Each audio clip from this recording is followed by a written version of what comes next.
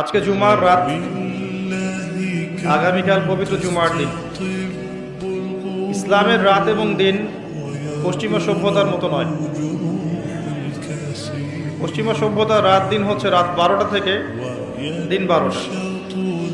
ইসলামের রাত এবং দিনের সংজ্ঞা হচ্ছে সূর্য ওঠা এবং ডোবার সাথে। অলরেডি আমরা জুমার রাতে প্রবেশ করেছি।